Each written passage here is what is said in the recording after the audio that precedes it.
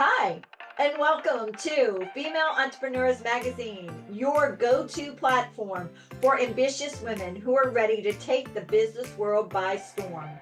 I'm your host, Angel France, and each week we'll dive into the latest strategies, stories, and success secrets from the most inspiring female entrepreneurs around the world.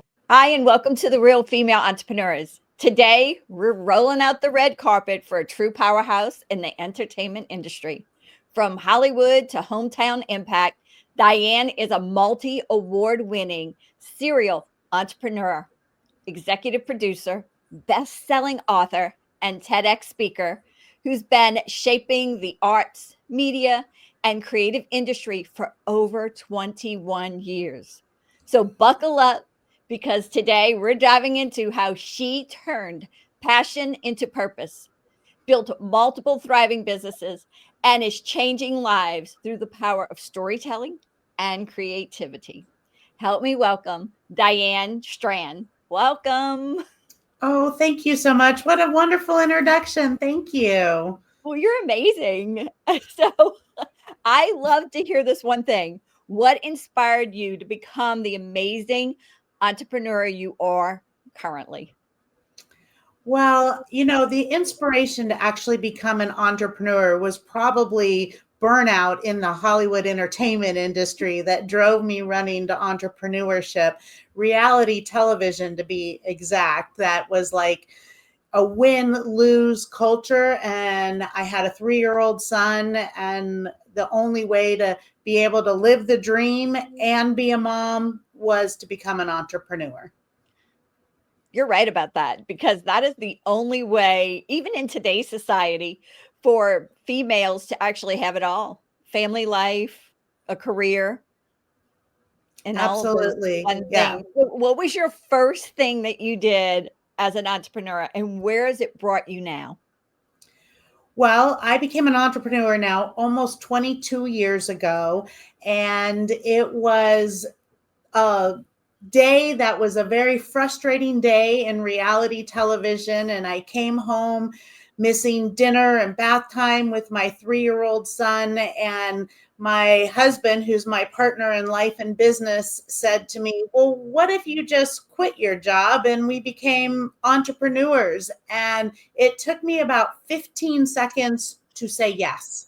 And that was it. I put in my notice. We put the house up for sale.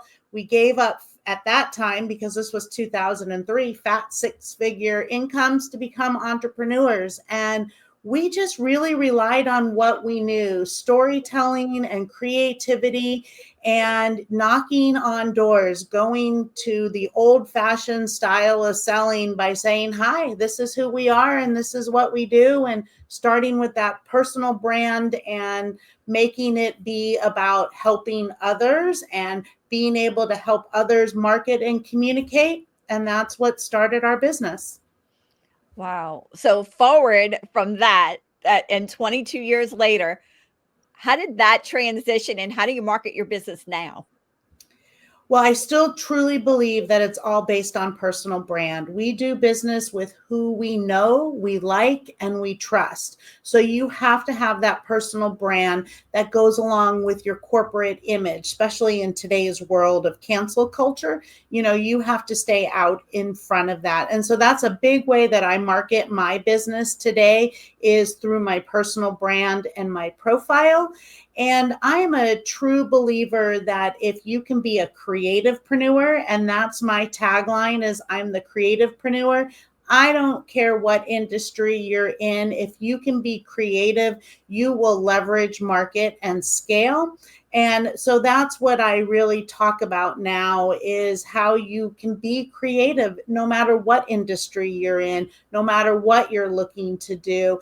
And if you do it with passion and purpose, the profits will follow. So your business, you're teaching people storytelling, and what else? Well, we teach, I say we do and we teach, and we specialize in visual performing and digital arts. So we start with the storytelling and the script writing, the concept development, and then we get into all the technical training that we do with camera and editing and graphics and animation. And then we teach how to distribute, then how to turn that into a career pathway. We work with mainstream and special needs in the neurodiverse population. So youth, teens, and adults to help them find their creative career pathway that they're looking for. And then we help place them, whether it's launching actors, getting agents and managers, whether it's taking someone who wants to be a filmmaker. We have DigiFest Temecula, which is in its 9th year. It's so much more than a film festival. We push the boundaries of digital media. And then we have our Title 17 Day program, where we have a couple of TV shows, a radio show, and a podcast. And those are in some level training tools for our students to work on and learn, as well as going out to the broadcast community when you start working your way up to be a part of broadcast television. Wow, it sounds like if it's a be-all end-all to broadcasting, TV shows, and everything like that. It sounds like you're a one-stop shop for that if you want to be in the industry.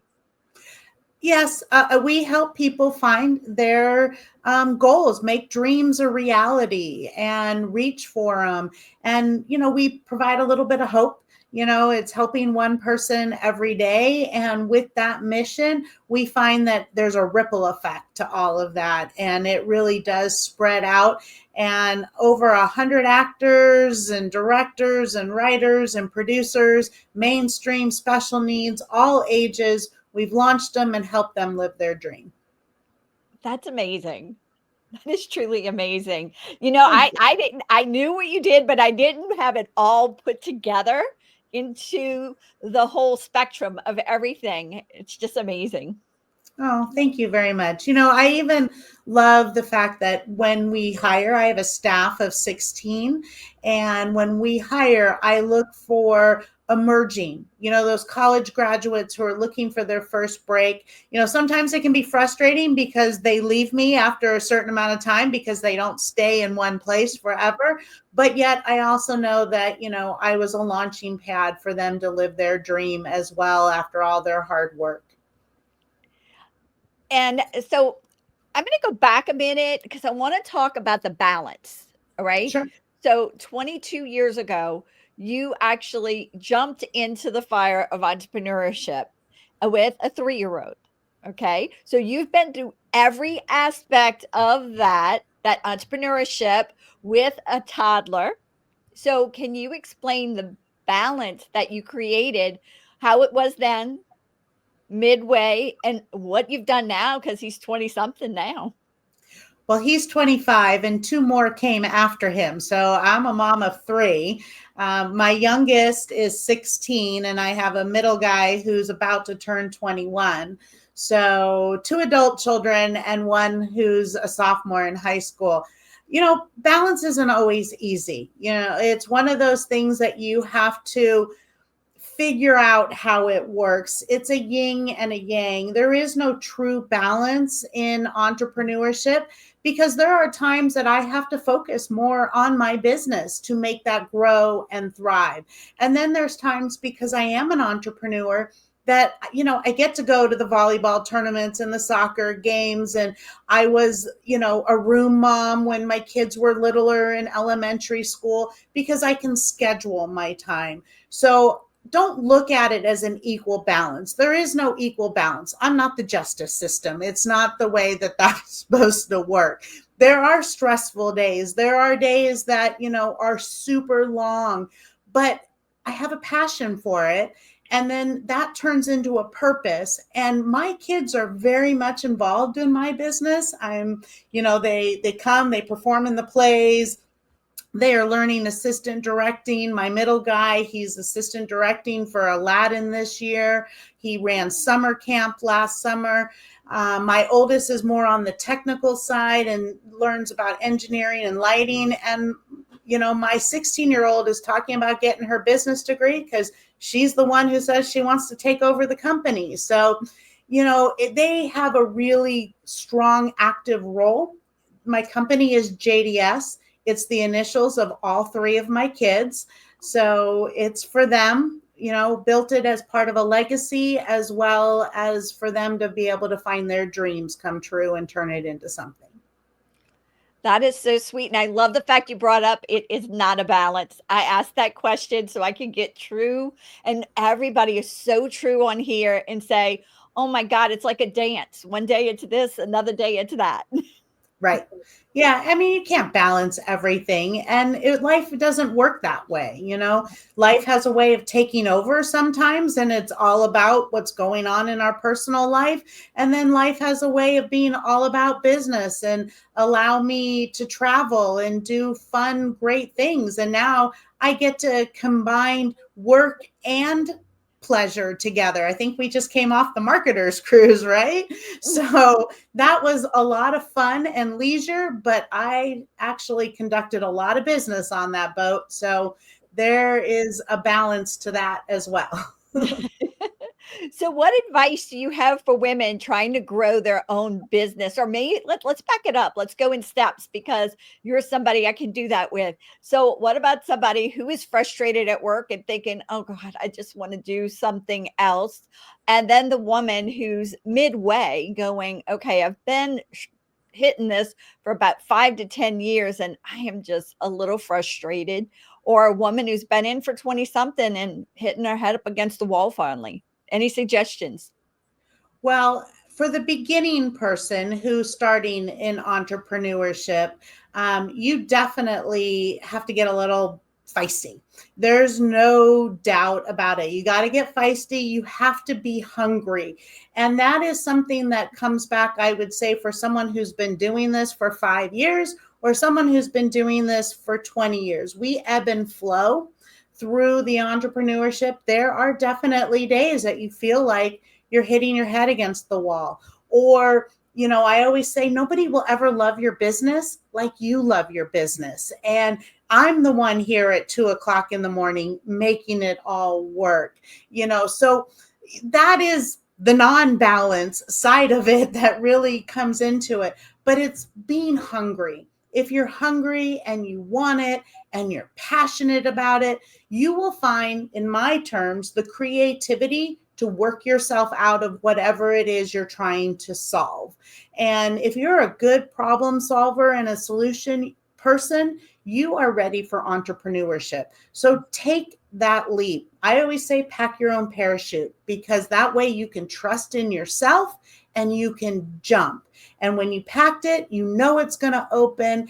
And every time you do something that you said you were going to do, whether it's a small thing or a big thing, you're building that confidence in yourself and you're putting the coins in the confidence bank. Because the more we trust ourselves, the more we'll step outside that comfort zone and we'll take those risks. We'll start before we're ready. We just make it go because we trust ourselves. We'll figure it out along the way. And I've done a lot of that, getting involved in it and realizing that I'm not exactly sure what I'm doing, but yet on the other side of it, I've learned, I've grown, and I was able to deliver something that made my client happy. And so that is the end result. Perfect, because you know what? That fierceness that you need to be inside of you and to push forward is key to everything. Absolutely. You got to have the fire burning inside of you. And sometimes it dims, you have to find a way to refresh it and bring it back out. And, that's where I come back to get creative. And when we can get creative in whatever it is we're doing, and that doesn't mean that you have to go be in a play to be creative or write a book or do those kinds of things. It's just thinking a little different and creativity to be able to engage with somebody else, whether that's through your marketing, through your social media messaging, through what you're trying to pursue, whatever service you are bringing out there to the world. If you do it with passion and creativity, you can be a CPA. And getting creative in how you communicate and market, people are going to gravitate to you. Your business will grow. So knowing what you've learned in the industry with your fire and creativity, what would you go back and tell your 18-year-old self? Don't give up. Start before you're ready. Don't be so hard on yourself. I was very hard on myself in the early years. I'm dyslexic. It's not something that I would ever have shared before, maybe even like 2 or 3 years ago. And I was working with special needs, finding that story, talk from your heart. Those are all things that I would tell myself because they took me a long time to learn those things. So I would probably give myself some advice so I maybe didn't have to like do so many face plants in my early 20s. I don't know. All right. What is one key strategy that helped you advance in your career that people said, oh, no, don't do that? Well, that would actually be starting before you're ready because I just jump in and go for things. And they're like, well, do you have this? Do you have this? Do you have this? No, it'll happen. We'll make it work. It'll happen. And so that's the secret sauce, because you do.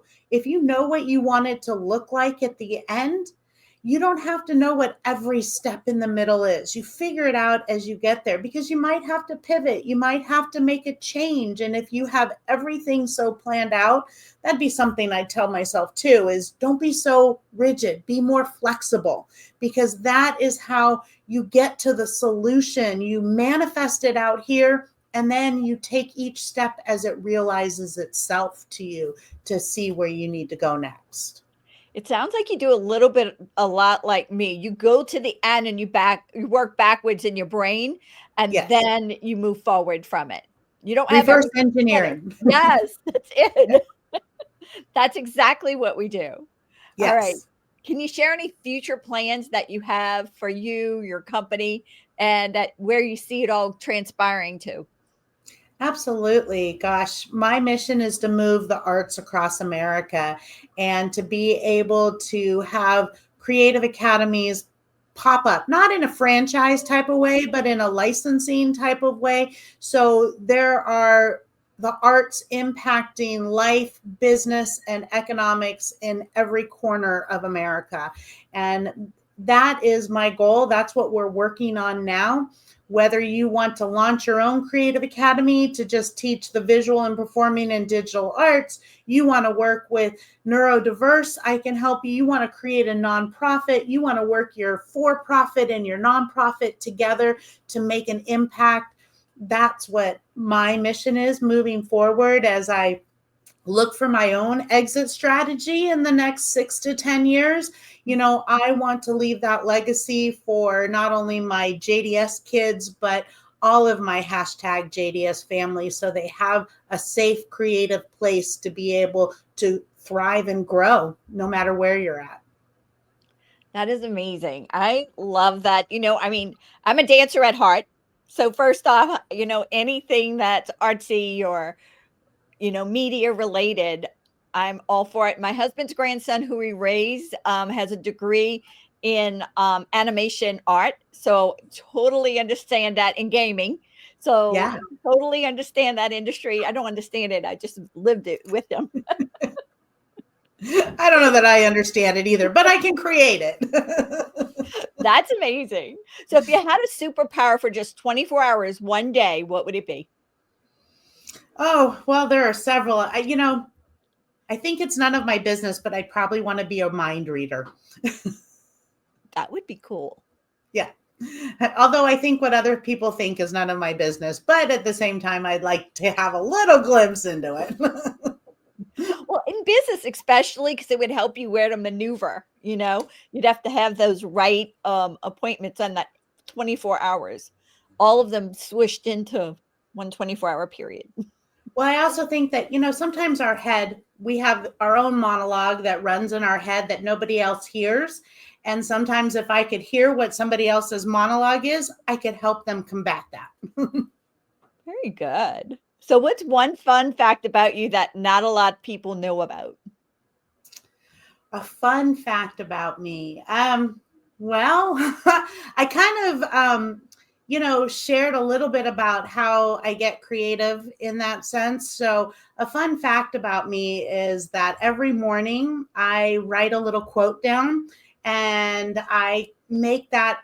I love quotes. I love acronyms. So I kind of try and develop them. So every morning there's usually a word that pops in my head, and then I try and create an acronym out of it. Now, it doesn't always work, and it's not always something that you can move forward with, but it helps get me in the right mindset to be able to start my day and go through it.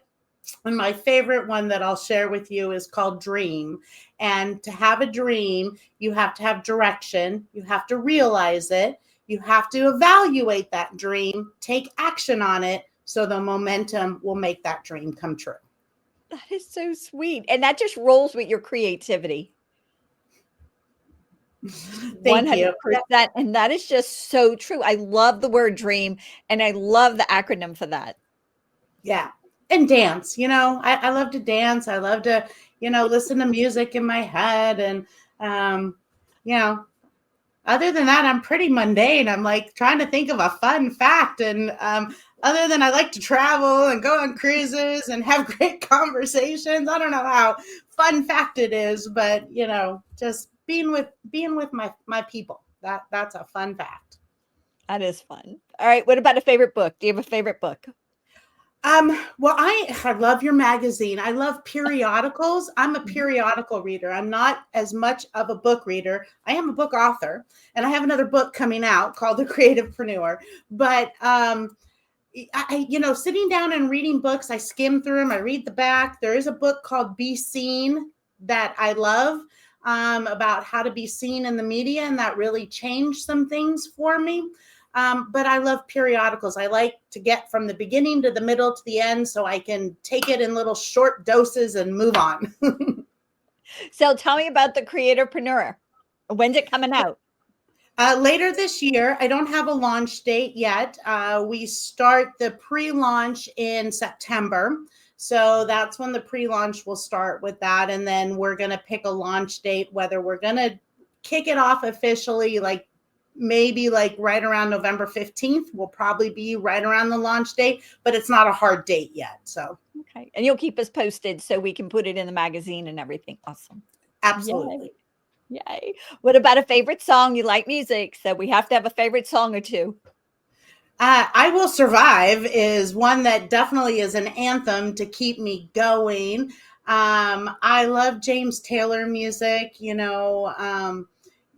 you need a friend, I'll be a friend. That is, my mantra, be a friend. So I listen to that. I love 70s music. That is my big thing is, get up and dance and celebrate and have a little fun, but then a little folksy so it can kind of go to your heart and kind of talk to you a little bit. What about a favorite quote? Well, my favorite quote right now that really works for me is a quote by Steve Jobs. And it's, you can't know your dots by looking forward. You have to look back to connect the dots so you know exactly why you are where you are. And there are so many dots in my life that show up as early as second grade that pinpoint exactly to why I am doing what I'm doing now. The arts kept me in school, and every major dot revolves around the arts for me, or somehow how the arts have impacted me. So that quote just truly resonates with me. And of course, there's the Dolly Parton quote, which is, if you like rainbows, you got to dance in the rain. Yeah, my mom has a Dolly Parton quote she loves too. It's the one about, if you don't like the road you're on, pay the new one. Exactly. Yeah. All right. How do you stay motivated besides journaling, with your acronyms, dancing, and music? Staying motivated, I don't think that you need to be motivated all the time. You have to have passion all the time. Sometimes we have to rejuvenate. Sometimes, I got to go crawl in my little hole and cry in my pillow. Sometimes, those things can motivate you because you've got to have the strength to get back up. Your pain and your discomfort is temporary. The growth is permanent. So I look at those things that sometimes when my motivation will dip or my drive will dip, I go get a dose of my family, I bring in the love, and I get back in touch with me, and what it is that I need to do. Because we can't be motivated all the time. There are some days that are just tough days. And, every rose has a thorn, but that's okay. But if you stop and smell the roses, you will find the beauty and you will go on. Definitely. You're a poet. I mean, you're a creative poet, 100%. All right. How can our audience stay connected with you? Well, I'm all over social media, so you can find me at Diane Strand or at the hashtag JDS Family, where you'll find my video production, my actors studio, our nonprofit Creative Academy, our festival DigiFest Temecula, as well as our TV show Spirit of Innovation, Arts Across America. Wow. And is there anything else you want to share with the women out there that we haven't discussed already? No, I as far as sharing is just, inspire yourself, dig deep, inspire yourself, chase your dream, turn them into realities, and don't ever give up. That's the only way that you fail, is if you quit. We win or we lose. I mean, we win or we learn. We never lose. So, keep reaching for the stars, and you got this. And if you can keep telling yourself that, then you truly got it. I love it. Diane, thank you so much for being with us today. You're amazing. Thank you so much. I love this. This has been such an honor to be here with you. Thank you, Angel. You're welcome. Bye. Thank you so much for tuning in to this episode of Female Entrepreneurs Magazine. I hope you found inspiration, actionable tips, and a sense of connection with our incredible community of driven women. Don't forget to hit that subscribe button, leave a review, and share the episode with fellow entrepreneurs who are ready to elevate their game. Remember, your success is just the beginning, and we're here to support you in every step of the way. Until next time, keep shining, keep thriving, and remember, you have the power to create the business and life of your dreams. Stay inspired, and I'll see you in the next episode. Bye.